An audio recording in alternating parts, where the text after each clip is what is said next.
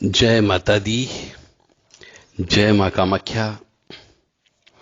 रहस्यमय ज्ञान और ज्ञान के साथ साथ आपकी जिंदगी को संवारना, आपको ज्ञान कराना, यह देवराधा ट्रस्ट का कार्य है। सफलता से वह संपन्न कर रहा है और आप भी उस काम में सहयोग कर रहे हैं। जिस मनुष्य के जीवन में चंद्रमा और शनि एक साथ बैठ जाता है, किसी भी घर में बैठ जाता है, किसी भी लगन में बैठ जाता है, तो वो क्या क्या प्रभाव करता है। चंद्रमा और शनि कुंडली में एक साथ एक ही भाव में बैठा हो तो मनुष्य नकारात्मक सोच वाला व्यक्ति हो जाता है। क्यों हो जाता है उसके भी कारण है, वो हम आपको आज बताने वाले हैं। और यदि नकारात्मक सोच ज्यादा दिन तक रह गई हो तो डिप्रेशन का शिकार भी हो जाता है। शनि चंद्र की युक्ति जिस भी मनुष्य के जीवन में जन्म पत्रिका में हो, उस मनुष्य को बहुत सारे उपाय कर लेना चाहिए ताकि वो जिंदगी में डिप्रेशन का शिकार न हो और उसकी प्रगति में बाधा उत्पन्न न हो। सभी माता पिता से मेरा निवेदन है कि वह स्वयं अपनी और अपने बच्चों की कुंडली में ये चेक कर ले कि किसी भी बच्चे के जीवन में या आपके जीवन में चंद्रमा और शनि की युक्ति तो नहीं है। क्योंकि चंद्रमा और शनि एक साथ यदि बैठ जाता है तो उसे ज्योतिष की परिभाषा में विष योग कहा जाता है। यानी जीवन में जगह जगह उसको फेल होना पड़ता है। विष योग का मतलब यह होता है कि जहर पीने के बाद मनुष्य किसी काम का नहीं रहता, इसी प्रकार से वह मनुष्य भी काम का नहीं रहता है। तो ऐसे मनुष्य के बहुत से उपाय होते हैं, वो उपाय भी हम आपको बताएंगे। और जिसका चंद्रमा शनि एक साथ बैठ जाता है वह डिप्रेशन का शिकार होता है और कई बार आत्महत्या भी कर लेता है। तो कहीं ऐसा न हो कि आपके परिवार का कोई सदस्य आत्महत्या कर ले, तो उससे बचाने का तरीका भी है। और शनि चंद्र की युक्ति जब होती है तो वह जिद्दी किस्म का इंसान बन जाता है और किसी को धोखा देता है। यानी शनि चंद्र वाला व्यक्ति हमेशा धोखेबाज होता है। ऐसे मनुष्यों से दूर रहना चाहिए। यानी बहुत से और बदनामी भी होती है और ऐसा मनुष्य को यात्रा बहुत करना पड़ती है। वो ट्रेवलिंग वाला व्यक्ति ज्यादा होता है, बहुत घूमता फिरता है। अब शनि चंद्र की युक्ति को हमारे ज्योतिष परिभाषा में एक अंधे घोड़े की सवारी कहा गया है। अर्थ को समझने का प्रयास करिएगा, क्योंकि हम आपको जो ज्ञान दे रहे हैं ये ज्ञान आपको कोई भी ज्योतिषी इतना स्पष्ट तौर से नहीं बताएगा। मतलब आपके सदस्य के, परिवार के सदस्य के, किसी के भी भाग्य में यदि शनि चंद्र हो तो ये आप उसको फॉरवर्ड भी कर सकते हो, उसको समझा भी सकते हो, मेरी आवाज को उन तक पहुंचा सकते हो कि भैया शनि चंद्र तो नहीं है जिंदगी में, एक बार देख ले अपनी कुंडली में। तो ज्योतिष में एक बुरा माने जाने वाला योग है जिसको विष योग कहा जाता है। शनि चंद्र यानी विष योग। चंद्रमा जो होता है यह मन का कारक होता है। मतलब आपको हो सकता है ज्योतिष याद भी हो जाए, तो चंद्रमा हमारे मन से संबंध रखता है, मन का कारक है। और शनि हमेशा उदासी का कारण होता है। तो इन दोनों का योग जब मिलता है तो मनुष्य को मानसिक रूप से उदास कर देता है। और मानसिक रूप से मनुष्य उदास हो जाता है तो उसमें डिप्रेशन की भावना आ जाती है। और जब डिप्रेशन की भावना आ जाती है तो उसका कार्य करने का मन नहीं करता, वो नेगेटिव ही सोचता है। तो चंद्रमा पानी भी है, ऐसा भी माना जाता है कि चंद्रमा पानी का कारक माना गया है, तो शनि को जहर माना गया है। ऐसे में जहर पानी में मिला हुआ, या चंद्रमा को दूध भी माना गया है, तो दूध में जहर जैसी जिंदगी का हाल होगा जातक का। यानी चंद्रमा और शनि जब मिल जाता है तो वह एक जहर का काम करता है। चाहे चंद्रमा को दूध मान लो, चाहे चंद्रमा को पानी मान लो, या चंद्रमा को मन मान लो। और जो है शनि जो है जहर होता है, यदि ये दूध में मिल जाता है, पानी में मिल जाता है, या मन में मिल जाएगा, तो आपको जहर ही पीना पड़ेगा। तो एक चंद्रमा को ठंडे पानी की बावड़ी भी मान सकते हैं आप। तो शनि अपनी काली शाही, क्योंकि शनि काला है, तो शनि अपनी काली शाही उसमें फैला करके उस पानी को गंदा कर देगा। तो आप उस पानी का यूज नहीं कर सकते, पी नहीं सकते। चंद्रमा को धन माना जा सकता है, तो शनि को खजांजी माना जा सकता है। चंद्रमा धन का कारक भी है, तो शनि खजांजी है। तो ऐसे योग में जातक के पास पैसा भी होगा, परंतु वह उसे प्रयोग करने के लिए निकाल नहीं सकता है। इतना कंजूस प्रवृत्ति का होगा कि अपने स्वयं के लिए प्रयोग नहीं कर पाएगा। या पैसा होगा, अपन बाप के पास पैसा होगा तो बाप पैसा नहीं देगा, या फिर जमीन जायदाद में पैसा होगा तो जमीन जायदाद बिकेगी नहीं, और वो पैसा निकालना उसके लिए सांप के सर से मणि निकालने के समान होगा। तो चंद्रमा शनि के योग से भाग्य जो है केतु बन जाता है, जो नीच का असर देता है। शनि की उदासी मन की शांति को जलाती रहती है, यानी मन अशांत रहता है। यानी जिसका शनि चंद्र की युक्ति है, ये मान करके चले, एक तो वो बहुत कंजूस प्रवृत्ति का होगा। यदि पैसा होगा तो पैसा खर्च नहीं कर सकता, क्योंकि निकाल नहीं सकता, और उसे जिंदगी में बहुत कष्ट झेलना पड़ता है। हम और उदाहरण के द्वारा समझाने का प्रयास करें तो चंद्रमा जो कि चांदी का बर्तन मान सकते हैं, और उसे शनि का साथ यानी लोहे का बर्तन बना देता है। चंद्रमा जो है चांदी का बर्तन है, परंतु यदि उसके साथ शनि मिल गया तो वह लोहे का बर्तन बना देता है। शनि का मकान जो है मन को शांति देने के बजाय दुख का कारण ही बनते हैं। यदि मनुष्य शनि के काम करता है तो उसे दुख ही मिलता है। यानी शनि चंद्र की युक्ति वाले मनुष्य को कभी भी शनि से संबंधित कार्य नहीं करना चाहिए,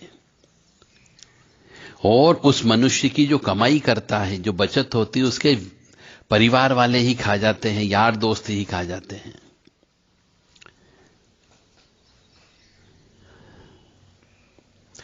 दूध जो कि चंद्रमा का प्रतीक है, सांप जो कि शनि का प्रतीक है, उसके अक्ष से ही जहरीला हो जाता है। यानी दूध में यदि सांप दिख जाए तो मान के चलो दूध जहरीला हो जाता है, कोई दूध नहीं पिएगा। और चंद्र से निकली हुई रेखा जिस रेखा को दिल को पार करते शनि के बुर्ज की तरफ जाएगी, दोनों पर पूरा प्रभाव पड़ता जाएगा। दोनों का योग जब मिल जाता है तो मनुष्य को कछुए के समान हो जाता है। ये दोनों के योग को दर्शाता है। और जैसा कि हम आजकल देख रहे हैं, कछुए की अंगूठी बहुत चलती है, बहुत से लोग पहनते हैं। तो जो लोग इसे धारण कर रहे हैं वो एक तरह से चंद्र शनि को एक साथ कायम कर रहे हैं। जब यदि कुंडली में दोनों का योग का बुरा फल देने वाला है तो उसके दुष्प्रभाव और ज्यादा बढ़ जाएगा। इसलिए कछुआ की अंगूठी नहीं पहनना चाहिए। और यदि शुभ फल दे रहा है तो शुभ फल में बढ़ोतरी होगी। तो अशुभ फल हो तो ये कछुए की अंगूठी आपको दान करना चाहिए, तो आपके लिए फायदेमंद होगी। तो कुंडली में जब भी चंद्र शनि यानी विष योग आएगा या आता है, चंद्र की महादशा में शनि की अंतरदशा या शनि की अंतरदशा में चंद्र की मतलब चंद्र की महादशा में शनि की अंतर्दशा या शनि की महादशा में चंद्र की अंतर्दशा आती है, तो मान करके चले अंधा घोड़ा या दरिया में तैरता हुआ मकान कहा गया है कि वो कब कहां जाकर के टिकेगा मालूम नहीं, और अंधा घोड़ा कहां जाएगा मालूम नहीं होता है। जिस प्रकार एक अंधे घोड़े पर सवार घुड़सवार जो होता है, अंधे घोड़े पर बैठा हुआ, उसे नहीं मालूम होता कि कहां जाना है, उसी प्रकार मनुष्य अपने जीवन के लक्ष्य का पता ही नहीं चलता है। वो बचपन में सोचता आईएएस बनने का, परंतु आईएएस बनने के बजाय कोई पटवारी या चपरासी बन जाता है। यानी कि चंद्र शनि की युक्ति मनुष्य को जो सोचता वो काम कभी नहीं होता है। और मनुष्य का लक्ष्य कुछ और होता है और पहुंच कहीं और जाता है। जिस प्रकार नदी में तैरते हुए मकान की मंजिल का पता ही नहीं होता है कि वह कहां जाकर के ठहरेगा, उसी प्रकार की हालत उस मनुष्य की होती है जिसके जीवन में चंद्र शनि एक साथ बैठा हुआ होता है। सोचता कुछ और है, हो कुछ और जाता है। और धन कहां आता कहां जा रहा है ये पता ही नहीं चलता है। बेहिसाब उसकी फिजूल खर्ची होती है जिसका कोई हिसाब ही नहीं होता है। तो चंद्र शनि की युक्ति बड़ी खराब युक्ति मानी जाती है। इसके उपाय करना चाहिए। उपाय क्या हो सकते हैं? तो सोमवार को भगवान शिव का अभिषेक करना ही करना है। चंद्र शनि की युक्ति जिसकी भी होती है, यदि जीवन में उसे सफल होना हो तो उसे शिव जी का रुद्राभिषेक हर सोमवार को करना चाहिए। धतूरे का फल उस शिव जी को चढ़ाना चाहिए और ये फल चढ़ाते समय, अभिषेक करते समय आराधना करना चाहिए कि जिस तरह पूरे संसार का विष आपने अपने कंठ में धारण कर लिया था, मैं अपने जीवन में ग्रहों के कारण आए हुए विष को आपको अर्पित करता हूं। यह प्रार्थना आपको शिव जी से करना है। पीपल के पेड़ में भी अनेक देवी देवताओं का वास माना जाता है। धार्मिक दृष्टि से पीपल के वृक्ष का बहुत ज्यादा महत्व है। तो विष योग से बचने के लिए भी पीपल के वृक्ष के नीचे नारियल को 7 बार वार कर, मतलब अपने ऊपर से सिर से लेकर पैर तक नारियल को 7 बार उतार लें और फिर उस नारियल को वहां पे फोड़ना चाहिए। इसे प्रसाद के रूप में व्यक्तियों को वितरित कर दें, खुद नहीं खाना चाहिए। इस उपाय से विष योग के नकारात्मक प्रभाव से आप बच सकते हो। पीपल के वृक्ष पर प्रतिदिन जल भी चढ़ाना चाहिए। ऐसा कहा जाता है कि पीपल के वृक्ष में ब्रह्मा विष्णु महेश तीनों विराजमान होते हैं, तो शिव जी की पूजा स्वतः हो जाती है। फिर शनि देव को प्रसन्न करने के लिए शनिवार का दिन बहुत ही उत्तम माना गया है। इस दिन भी शनि की पूजन अर्चन करना चाहिए। अपने ऊपर से शनि का उतारा करना चाहिए। ओम शम शनिश्चराय का नमः का जप करना चाहिए और हनुमान जी को आग के पत्ते पर श्री राम लिख करके चढ़ाना चाहिए।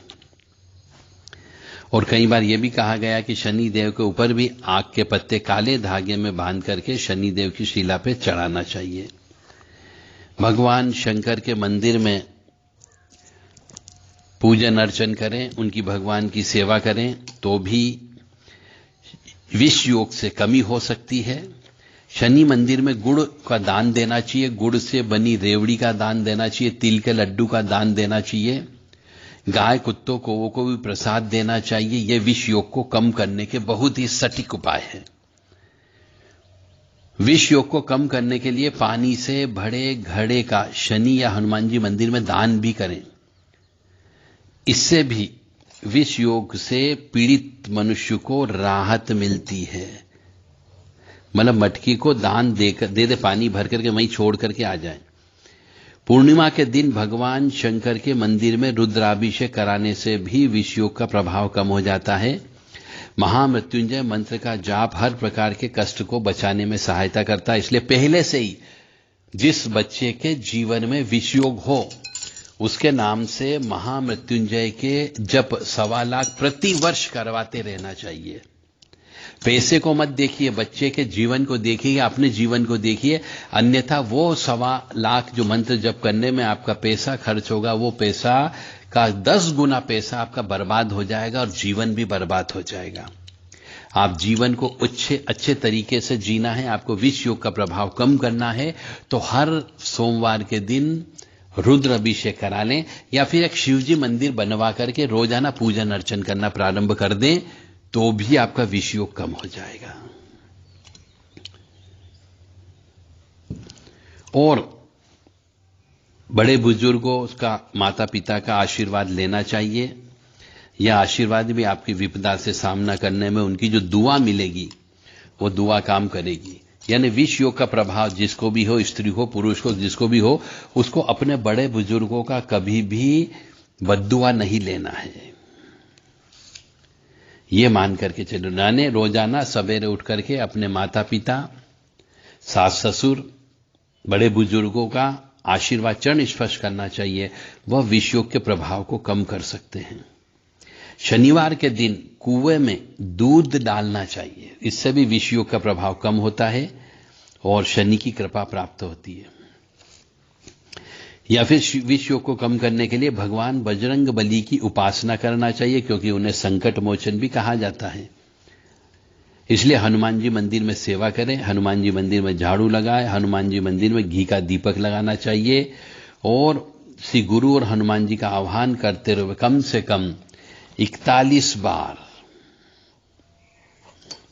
सुंदर कांड का पाठ करना चाहिए, या फिर किसी पंडित से संकल्प देकर के खुद अपने सामने बैठ करके पाठ कराएं, तो विष योग धीरे धीरे कम हो जाता है।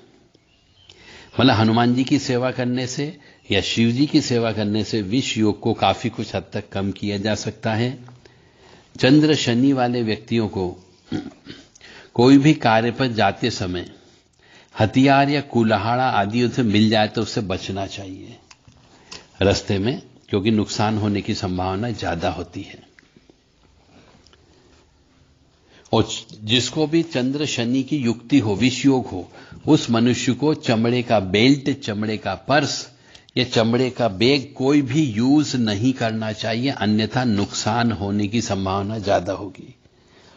तो ये सब चीज एक सुरक्षा वाली बात हम आपको बता रहे हैं कि विष योग होने पर आपको क्या करना है और क्या नहीं करना है। यदि आपकी जिंदगी में चंद्र शनि की युक्ति 12 घर जो होते हैं उनमें से किसी भी जगह यदि हो, तो इनका प्रयोग अवश्य करें, अन्यथा आपके जीवन में आप हमेशा ज्योतिषाचार्य के पीछे ही पड़े रहोगे कि साहब मेरा भाग्य क्यों नहीं खुल रहा, मेरा कामकाज क्यों नहीं चलता, मैं जहां पैसे लगाता हूं वहां पैसे बर्बाद क्यों हो जाते हैं, और आप पैसे पे पैसे ज्योतिषाचार्य को देते रहोगे।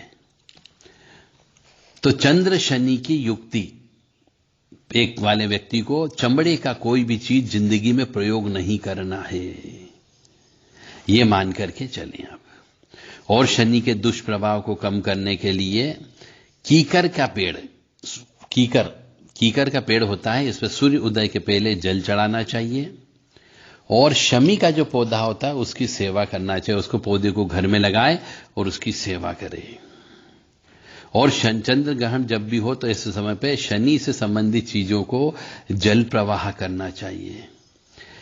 चंद्र शनि की युक्ति जिसको हो, ऐसे मनुष्यों को भैंस नहीं पालना चाहिए, अन्यथा भैंसे मरेगी, वो बर्बाद हो जाएगा।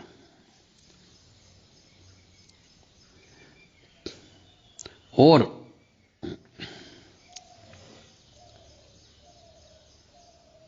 चंद्र शनि की युक्ति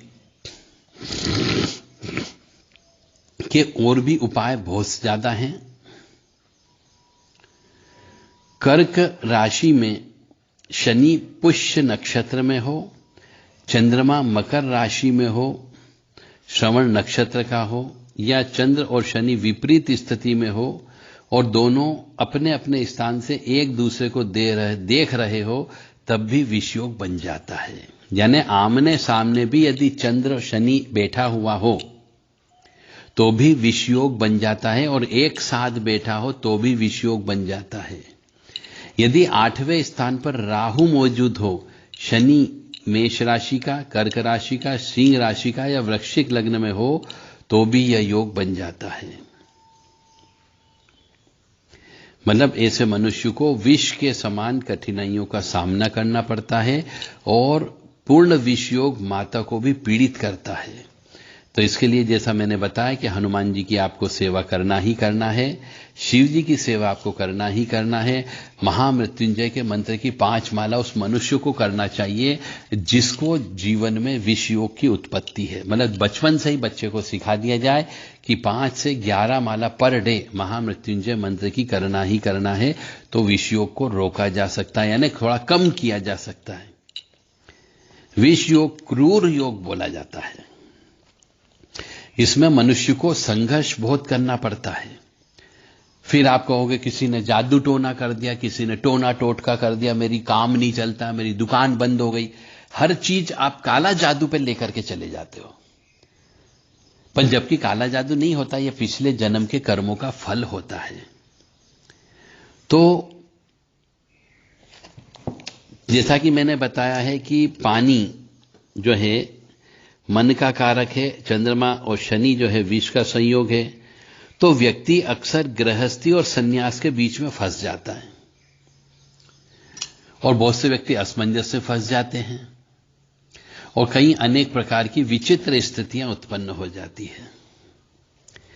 तो मनुष्यों के पूर्व जन्म में किए गए शुभ अशुभ कर्मों का ही प्रतिफल स्वरूप विष योग बनता है। यानी पिछले जन्म में यदि कोई पाप कर्म किए हों तो उसके फलस्वरूप ही विष योग की उत्पत्ति होती है। और क्या पाप कर्म किया है कि पिछले जन्म में नारी के प्रति किए गए क्रूर कार्य, कठोर कार्य और अशोभनीय आचरण की ओर संकेत करता है। विष योग बनता क्यों है? पिछले जन्म के कर्म के अनुसार उस मनुष्य ने, यानी पुरुष यदि है तो उसने अपनी स्त्री के प्रति या बहन के प्रति या भुआ के प्रति या मौसी के प्रति या मां के प्रति क्रूर कार्य किया, उनका अपमान किया, बार बार उनको पैसा नहीं दिया, उनको तड़पाया, उनकी हाय बद्दुआ ली, अशोभनीय का आचरण किया। इसलिए यह पुरुष के लिए विष योग बनता है।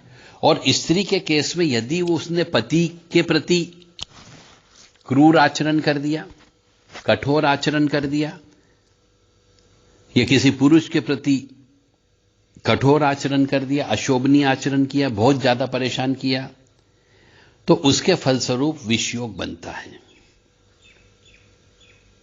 और इस योग का प्रभाव व्यक्ति के जीवन में 100% घटता ही है और यह बहुत प्रभावशाली योगों में माना जाता है। यानी कि विष योग को बहुत मुश्किल से काटा जा सकता है। कटता है पर से देखिए व्यक्ति पूर्ण रूप से ईश्वर के प्रति समर्पित भाव रखे तो कटा जा सकता है।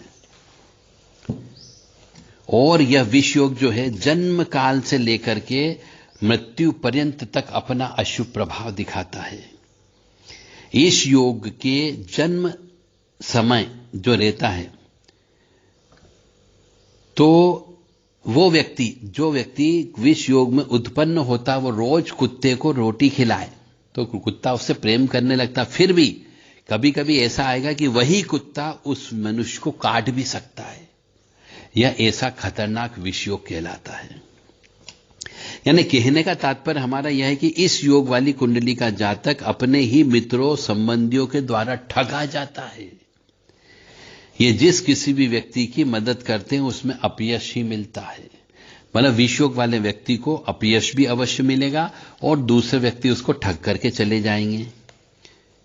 तो जन्म कुंडली में शनि और चंद्र बलवान यदि हो तो कुछ राहत की उम्मीद कर सकते हैं। कुंडली में जिस भाव में भी विष योग बनता है मनुष्य को उस भाव से ही संबंधित कष्ट मिलते हैं।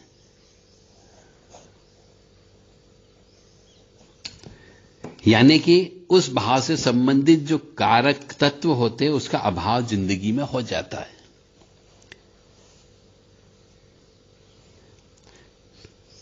यदि हम जन्म पत्रिका का सूक्ष्म विवेचन करें तो सूक्ष्म विवेचन से यह आता है कि पूर्व जन्म के कर्मों की वजह से किसी स्त्री को दिए गए कष्ट की ओर संकेत करता है। जैसा कि पहले मैं बोल चुका हूं कि यह विष योग जो बनता है, स्त्री को तड़पाया गया हो तो वही स्त्री प्रतिशोध लेने के लिए मनुष्य योनि में मां के रूप में आएगी, पत्नी के रूप में आएगी, पुत्री के रूप में आएगी, बहन के रूप में आती है और वो कष्ट प्रदान करती है। ये मान करके चले, विष योग का मतलब ये होता है। तो अशुभ ग्रहों के कारण यदि योग बन रहा है तो व्यक्ति का जीवन नरक बन जाता है। अब इसका अर्थ यहां पे ये हो रहा है कि जिसके जीवन में विष योग होता है, शनि चंद्र की युक्ति कहीं पर भी बैठी हो, किसी भी 12 घर में बैठी हो या शनि चंद्र आमने सामने बैठा हुआ हो, तो मान करके चले कि उसके जीवन में स्त्री, कोई न कोई स्त्री उसको कष्ट अवश्य देगी। चाहे लड़की कष्ट देगी या पत्नी कष्ट देगी या मां कष्ट देती है या बहन देगी या भुआ देगी, पर कष्ट अवश्य देगी। हो सकता है तंत्र से कष्ट दे, तंत्र मंत्र करके भी कष्ट दे सकती है। तो ऐसे व्यक्ति का जीवन जो है नरक के समान हो जाता है और यह अशुभ योग है, विष योग। जन्म कुंडली में विष योग का निर्माण जो है, जैसा कि मैं बार बार बोल रहा हूं, चंद्रमा शनि की युक्ति से होता है और यह जो है बहुत कष्टकारी माना जाता है। 9 ग्रह में शनि जो है मंद ग्रह बोला गया है और चंद्रमा बहुत तेज चलता है, अपनी तीव्रता के लिए प्रसिद्ध है। इसलिए शनि अधिक शक्तिशाली होने के कारण चंद्र को दबा भी देता है, क्योंकि चंद्रमा भारी भी है, वो शनि भारी भी है। तो चंद्रमा एक तो मंद गति से चलता है और तो चंद्रमा को दबाता है। इसका दुष्प्रभाव तब अधिक होता है जब आपस में इन ग्रहों की दशा और अंतर्दशा चलती है। तो विष योग के प्रभाव से व्यक्ति जीवन भर अशक्त रहता है, किसी दूसरों के भरोसे रहता है, मानसिक रोग होने की संभावना हो जाती, भ्रम योग होने की संभावना बन जाती है, उसे भय होने लगता है, अनेक प्रकार के रोग उसको उत्पन्न हो जाते हैं।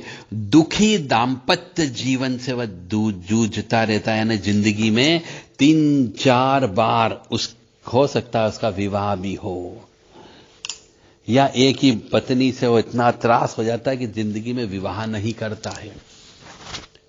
यानी दाम्पत्य जीवन को विष योग खा जाता है और यह योग कुंडली के जिस भाव में होता है उसके अनुसार अशुभ फल व्यक्ति को प्राप्त होते हैं। यह तो हो गया विष योग के बारे में आपको बता दिया गया है। अब हम विशेष जो चीज बोलने जा रहे हैं कि धनु लगन की पत्रिका में, धनु लगन जिसका हो उसकी पत्रिका में यदि विष योग पहले भाव में हो, लगन में हो, तो उसकी सोच जो है चंद्रमा की, मतलब शनि चंद्र विष योग यदि धनु लगन की पत्रिका में प्रथम भाव में हो तो उसकी सोच नकारात्मक होती है।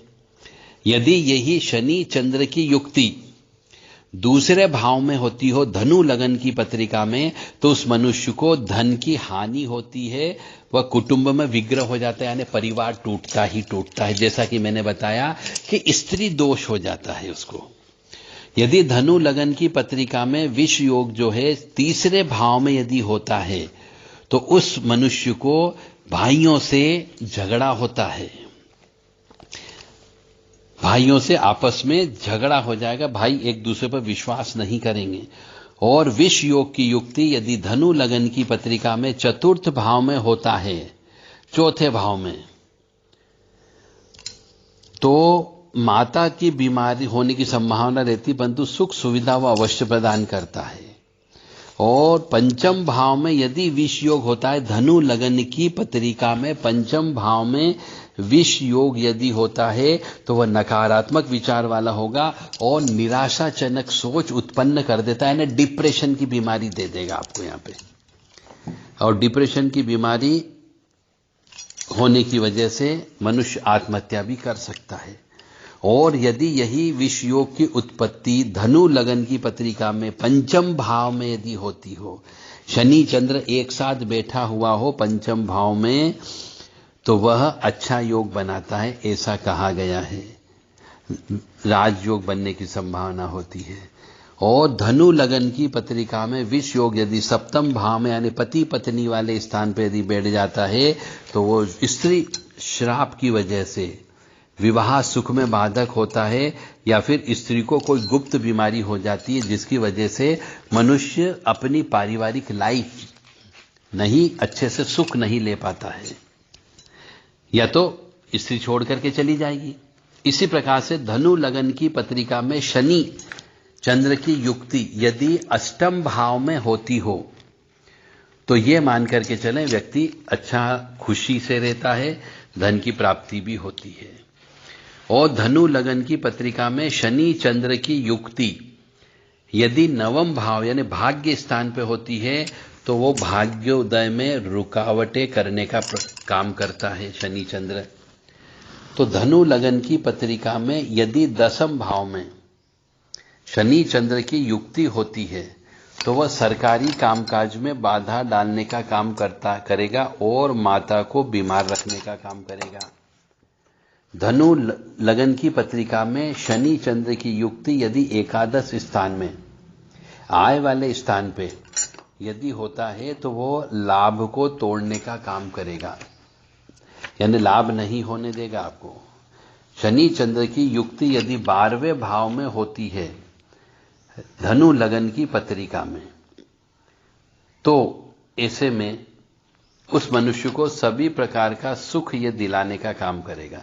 यानी कुछ जगह तो शनि चंद्र की युक्ति अच्छी होती है, कुछ जगह शनि चंद्र की युक्ति खराब भी होती है।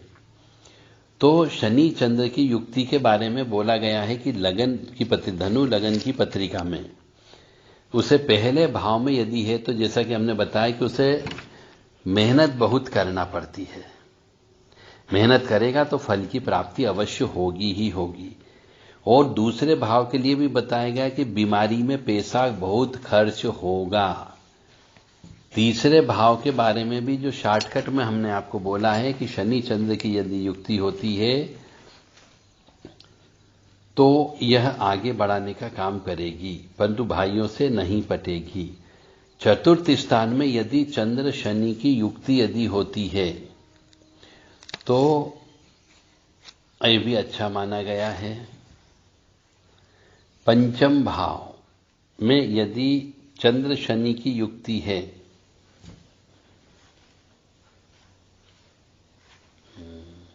तो भी अच्छा माना गया है। तो कहीं कहीं पर बोला जाता है जैसे चंद्र शनि की युक्ति धनु लगन की पत्रिका में यदि छठे भाव में होती है तो वो दमा की बीमारी, टीबी की बीमारी, श्वास की बीमारी अवश्य देगा। मतलब जिसको अस्थमा की बीमारी होती है, टीबी की बीमारी होती है, श्वास से संबंधित बीमारी होती है, वह चंद्र शनि की वजह से ही होती है। यानी अब ये कह सकते हैं कि जिसको लंग्स की बीमारी होने की संभावना होती है, सर्दी खांसी से संबंधित बीमारी होती है, ये चंद्र शनि की वजह से ही होती है। तो ऐसे मनुष्य को शिव जी की पूजा ज्यादा से ज्यादा करना चाहिए या फिर हनुमान जी की सेवा करना चाहिए। चंद्र शनि की युक्ति यदि अष्टम भाव में होती है, चंद्र शनि की युक्ति धनु लगन की पत्रिका में अष्टम भाव में यदि होती है तो उसका धन नहीं बचेगा, उसके पास में धनहीन योग बन जाता है। जीवन में उसे बदनामी झेलना भी पड़ सकती है और उसका पराक्रम भंग हो जाता है, ऐसा कहा गया है। और चंद्र शनि की युक्ति यदि दसम भाव में भी होती है तो अच्छा माना जाता है, नवम भाव में भी अच्छा माना जाता है, परंतु एकादश स्थान में चंद्र शनि की युक्ति खराब मानी गई है, ये नुकसान कराएगा हमेशा। और यदि 12वें भाव में चंद्र शनि की युक्ति होती है तो इसमें सिर्फ जो है धनहीन योग बनते हैं, मित्र दगा देने की संभावना होती है, मित्र धोखा देंगे। कहने का अर्थ हमारा यहां पर यह है कि चंद्र शनि की युक्ति अच्छा नहीं मानी गई है। एक दूध और एक जहर जब मिल जाता है तो कभी भी अच्छा फल नहीं देगा। यह मान करके शिव जी की पूजा करें, हनुमान जी की पूजा करें, रुद्र अभिषेक कराएं और शनि को प्रसन्न करने का प्रयास करें। कामाख्ये वरदे देवी नीलपर्वतवासिनी तम देवी जगत माता योनि मुद्रे नमस्तुते। कामाख्ये काम संपन्ने कामेश्वरी हर प्रिय काम नाम देही में नित्यम कामेश्वरी नमस्तुते कामदे काम रूपस्ते सुबगे सुर सेविते करोमि दर्शन देव्यम सर कामार सिद्धये। जिस किसी भी धर्म प्रेमी बंधु को अपनी या अपने परिवार के किसी भी सदस्य की कुंडली बनवाना हो और उस कुंडली में विधवा योग, दरिद्र योग, षड्यंत्र योग, कुंज योग, चांडाल योग, श्रापित योग, पितृदोष योग, नाग दोष, प्रेत दोष, जड़त्व योग, चांडाल योग, शकट योग, नांदी योग, ये सब योग के बारे में यदि पता करना है कि उसके जीवन में किस वजह से रुकावटें उत्पन्न होगी, किस वजह से संघर्ष आएगा, काल सब दोष, नाग दोष, पितृ दोष, ये भी हो सकता है, केमुद्रक योग भी हो सकता है, तो वह देवराधा ट्रस्ट से संपर्क कर सकता है 9893128047 और 7649862712 इन नंबर पर संपर्क कर ले। अपनी कुंडली बनवाना हो तो संपर्क किया जा सकता है। जय माता दी। केवल व्हाट्सएप के माध्यम से संपर्क करें। जय माता दी। जय मां कामाख्या। दैत्य दोष होता है, केंद्राधिपति दोष होता है, मांगलिक दोष होता है, बालारिष्ट दोष होता है, कालसर्प दोष, चांडाल दोष, अंगारक दोष, पितृ दोष, ये सब दोष, प्रेत श्राप, श्राप अलग होते हैं, मातुल श्राप, ब्राह्मण का श्राप, ये श्राप अलग होते हैं, तो ये भी कुंडली में देखे जा सकते हैं। यदि किसी मनुष्य को ज्योतिष के बारे में गहनता से समझना हो तो ज्योतिष कैसे सीखे, यह किताब देवराधा ट्रस्ट के द्वारा लिखी गई है। यह किताब आप चाहें तो खरीद सकते हैं। ज्योतिष में शनि, राहु, केतु का भूत प्रेतों से क्या संबंध, बहुत से मनुष्य को नजर लगती है, भूत प्रेत लग जाते हैं, काला जादू लग जाता है, तो वह क्यों लगता है, वो इस किताब में लिखा हुआ है। और नवग्रह शांति कैसे करें, आप खुद घर में रह करके नवग्रह की शांति आप खुद स्वयं कर सकते हो। 1 घंटा सवेरे, 1 घंटा शाम को बैठ करके, तो कैसे नवग्रह की शांति करें वो किताब भी आप खरीद सकते हो, नवग्रह शांति की। और शनि के ऊपर विशेष तौर से शनि के ऊपर किताब लिखी गई है। तो ये 3-4 किताबें आपके लिए जीवन में बहुत काम की किताबें हैं। यह सब किताबें आप देवराधा ट्रस्ट से व्हाट्सएप के माध्यम से मैसेज देकर के प्राप्त कर सकते हैं। किताब खरीदने के बाद भी यदि कोई चीज आपको इसमें समझ में नहीं आती हो तो देवराधा ट्रस्ट से व्हाट्सएप नंबर के माध्यम से आप इन किताबों के बारे में प्रश्न कर सकते हो। किताब में लिखी गई चीज के बारे में समझ में नहीं आए तो प्रश्न कर सकते हो, आपको ज्योतिष समझाया भी जा सकता है। केवल देवराधा ट्रस्ट ही एक ऐसी संस्था है जो किताब आप तक पहुंचाने के बाद आपको बाद में भी सेवा देती है यदि आप कोई प्रश्न करते हैं तो। जय माता दी। क्योंकि देवराधा ट्रस्ट का काम धर्म की स्थापना करना है, धर्म को घर घर तक पहुंचाना है, और जो चीज मनुष्य पहले भूल चुके हैं अब भौतिकवादी होने की वजह से, वेस्टर्न कल्चर में जाने की वजह से, उसको वापस घर घर तक पहुंचाने का काम देवराधा ट्रस्ट का द्वारा किया जा रहा है। आपसे हम सभी अपेक्षा रखते हैं कि इस कार्य में आप किताब खरीद के सहयोग करेंगे, क्योंकि जब आप सहयोग करेंगे तो ही हम इस कार्य को और आगे बढ़ा पाएंगे। सबका सहयोग से सबका विकास होगा। तो ये किताबें अवश्य आप लें। एक तरीके से किताब आपके घर तक पहुंचेगी और जो पैसा आप दे रहे हो ये मंदिर निर्माण में प्रयोग हो रहा है, इसलिए आप इनको दान स्वरूप देकर पैसे दीजिए, दान के रूप में पैसे दीजिए और किताबें प्राप्त करिए। और आप दान निकालोगे तो इससे आपके पाप कम होंगे, और जब पाप कम होंगे तो आपको सुख की प्राप्ति होगी। 2-4-5 हजार रुपए से आप गरीब नहीं बन जाओगे, और 2-4-5 हजार रुपए से हम करोड़पति नहीं बन जाएंगे, क्योंकि आप जो दान दे रहे हो इससे किताबें छप रही है और आम व्यक्ति तक ये किताबें पहुंचाने का हमारा लक्ष्य है। और जो मंदिर जीर्ण शीर्ण अवस्था में है उन मंदिरों को ठीक कराना, और जो मंदिर है वर्तमान में उनको मेंटेन करना। आपका यह पैसा कभी भी व्यर्थ जाया नहीं जाएगा। तो अब आपकी इच्छा है कि आप दान देना चाहते हैं या नहीं देना चाहते हैं, यह आपके ऊपर निर्भर करता है। 200-400 रुपए दान देने से कुछ नहीं होता है। कम से कम अपनी कमाई का 10% हिस्सा हर मनुष्य को दान देना चाहिए, तभी उसके जीवन में सुख, समृद्धि, शांति आती है। क्योंकि ईश्वर ने आपको गाड़ी घोड़े भी दिए होंगे, ईश्वर ने आपको मकान दिया है, ईश्वर ने आपको बीवी बच्चे भी दिए होंगे, ईश्वर ने आपको मकान, गाड़ी घोड़ा, घर में सब सामान भी दिया होगा, वॉशिंग मशीन भी दी होगी, मिक्सर भी दिया होगा, भौतिक वाली सभी चीज आपको दी होगी, बड़े बड़े टीवी दिए होंगे, फ्रिज दिए होंगे, एसी दिया होगा, कूलर दिए होंगे। तो भगवान ने ये सब चीज आपको अपने जीवन को चलाने के लिए दी है। तो आपको उसका किराया, क्योंकि आप नंगे आए हो और नंगे जाना है, खाली हाथ आए हो, खाली हाथ जाना है। तो जो भगवान ने आपको यहाँ पर दिया अपने आपके रहने के लिए, लिविंग स्टैंडर्ड के हिसाब से, उसका 10% हिस्सा तो आपको भगवान के नाम पे देना चाहिए। और यदि 10% नहीं देते हो, ये 10% ब्याज मान लीजिए आप कि भगवान ने आपको मकान दिया, गाड़ी घोड़े दिए, शान शौकत की सब चीज दी है, तो जितना आप कमाते हो उसका 10% हिस्सा तो आप भगवान के कार्यों में करिए, तो आप सुखी रह सकते हो, स्वस्थ रह सकते हो, प्रसन्न रह सकते हो। तो मुझे उम्मीद है कि आप देव राधा ट्रस्ट में दान देकर के ये किताबें अवश्य प्राप्त करेंगे और ज्ञानार्जन करेंगे। जय माता दी, जय मां कामाख्या। यदि किसी भी धर्म प्रेमी बंधुओं को कोई भी ज्योतिष से संबंधित प्रश्न करना है तो व्हाट्सएप पर मैसेज के थ्रू संपर्क कर सकते हैं। 9893128047 और 7649862712 ये नंबर है।